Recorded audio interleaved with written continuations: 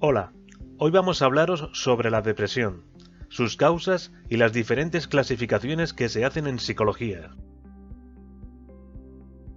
Desde los primeros tiempos de la medicina ya se conoce la tristeza como una posible enfermedad. Esta tristeza exagerada que impide a la persona llevar una vida normal y la hace tremendamente infeliz es la depresión. Un término con un significado que varía desde las bajadas transitorias del estado de ánimo, que son características de la vida misma, hasta el síndrome clínico, de gravedad y duración importante. En la depresión existe una pérdida general de vitalidad, falta de interés y energía. El sujeto se muestra cansado y triste. Puede rehuir de las actividades sociales y su rendimiento decrece en todas las esferas. Una totalidad de desesperanza y pesimismo invadirá sus fantasías y sus ideas. Este trastorno aparece en muchas ocasiones acompañado de otros problemas tanto físicos como psicológicos.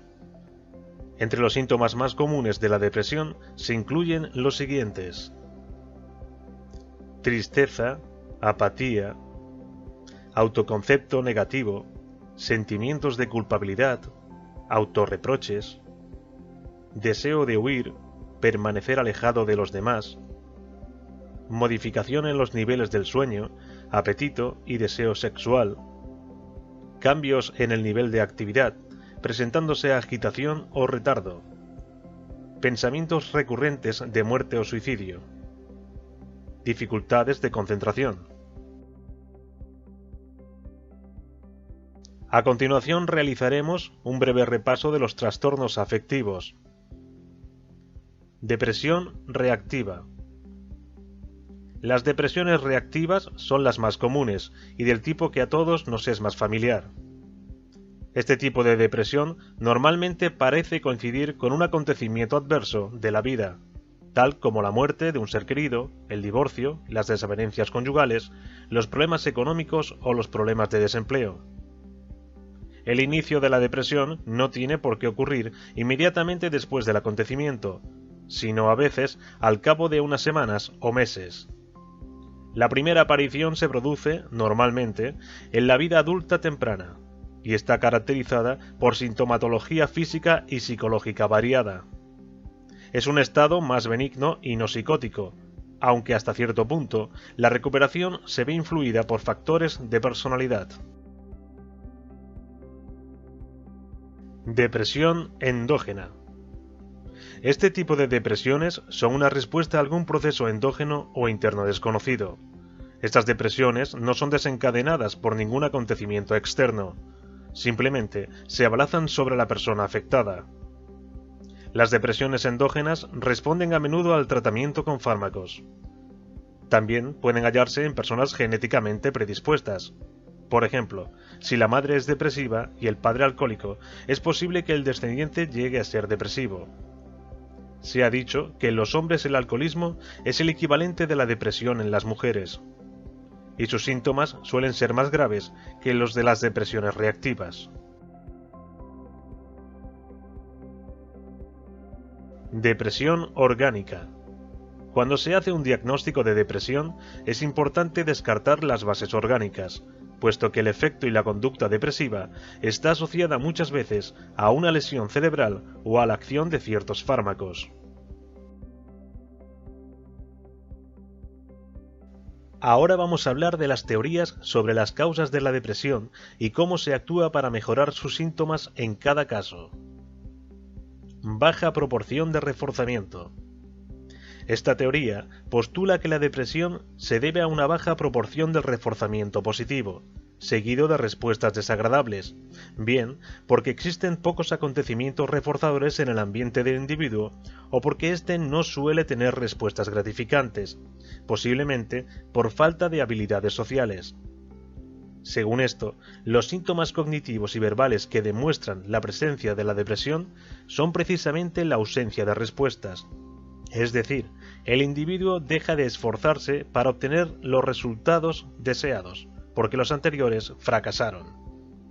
Por este motivo, la terapia se dirige a identificar fuentes potenciales de refuerzo en el ambiente del paciente, para desarrollar métodos que aumenten su disponibilidad y nivel de respuesta, como por ejemplo, entrenamiento en habilidades sociales. Pérdida de control, indefensión aprendida. Otra teoría sugiere que una persona se deprime cuando cree que su conducta tiene poca o ninguna influencia sobre el resultado de los acontecimientos, es decir, no tiene ningún control sobre ellos. La terapia incluye intentar realizar cambios ambientales en la medida de lo posible, para cortar con esa sensación de falta de control, reevaluar las metas y las normas del paciente, para que se vuelva más realista y reducir la posibilidad de que insista en el fracaso, pero sobre todo, fomentar la autoestima. Distorsiones cognitivas. También se ha dicho que el estado depresivo surge de distorsiones cognitivas, basadas en un conjunto de pensamientos negativos respecto a la visión del individuo de sí mismo, del mundo y del futuro. La terapia se dirige a identificar los pensamientos automáticos que siguen a la percepción de una dificultad, generando pensamientos alternativos, no siendo depresivos, de índole más realista y adaptable, poniendo a prueba la credibilidad de estas alternativas y modificando los supuestos inadaptados, que parecen caracterizar los pensamientos automáticos que conducen a las respuestas depresivas. Por desgracia, el principal riesgo de una depresión es el suicidio, entre un 10 y un 15%. Los momentos de la enfermedad con más riesgo son cuando disminuye la inhibición y la melancolía, empiezan a mejorar, o cuando se inicia la depresión, pues no existe una apatía tan marcada. Los 3 síntomas de la depresión relacionados con el suicidio son los siguientes: aumento del insomnio, aumento del abandono del cuidado personal, aumento del deterioro cognitivo. En una proporción del 70%, los intentos de suicidio presentan una condición depresiva que es fácil de reconocer. Los depresivos endógenos corren mayor riesgo que los depresivos reactivos. Los intentos de suicidio son impulsivos, pueden decidirse una hora antes. Por clases sociales es más común en las más bajas, pero más efectivo entre las clases altas y grupos profesionales de alto estatus económico. Mujeres menores de 35 años, hombres mayores de 40.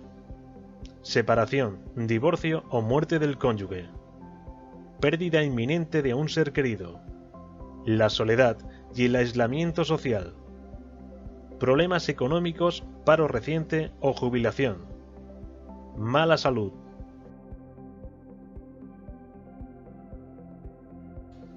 Enfermedad terminal. Problemas con alcohol o drogas.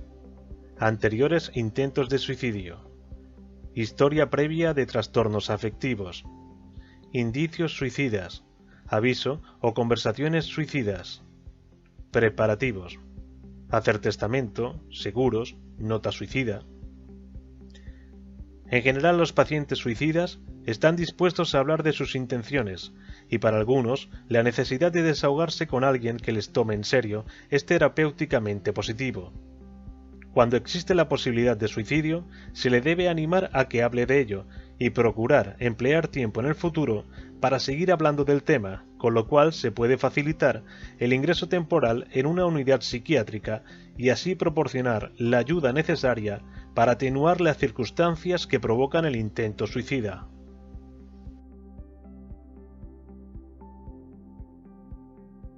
Bueno, aquí termina este vídeo por hoy. En nuestro siguiente vídeo sobre la depresión hablaremos sobre cómo mejorar sus síntomas y de este modo proporcionarte estrategias para ayudarte a superarla. Hasta pronto.